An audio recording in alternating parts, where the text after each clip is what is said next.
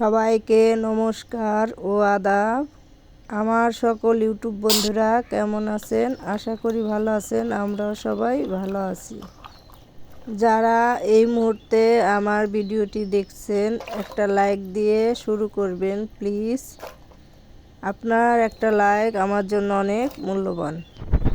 এই যে আমি সবজিগুলো কেটে নিয়েছি, এখন সবজিগুলো ধুয়ে নিচ্ছি। আজকে রান্না করা হবে নিরামিষ তরকারি আর করলা ভাজি আর বেগুন ভাজি। তো আমাদের পাশে শেষ পর্যন্ত থাকবেন, আপনাদের কাছে অনুরোধ রইল ভিডিওটি না কেটে সম্পূর্ণ দেখার অনুরোধ রইল। তো এই যে সব কিছু কেটে ধুয়ে নিয়েছি, এখন এই যে মা রান্না করবে। তো আমাদের রান্না আপনাদের কাছে কেমন লাগে কমেন্টে জানাবেন। প্রথমে তেল দিয়ে তারপর একটা তেজপাতা জিরে ফোড়ন দিয়ে দিল, তারপরে এই যে সবজিগুলো দিয়ে দিয়েছি। এখন ভালো করে সবজিগুলো কষিয়ে নিচ্ছি।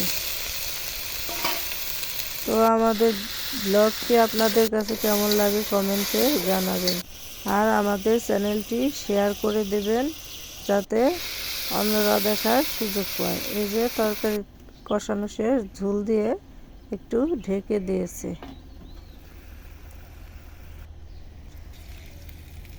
এই যে রান্না শেষ, নিরামিষ তরকারি রান্না শেষ। এখন এই যে বেগুন ভাজি করবে, বেগুনগুলো চুলায় দিয়ে দিল। এখন ভালো করে ভেজে নিবে।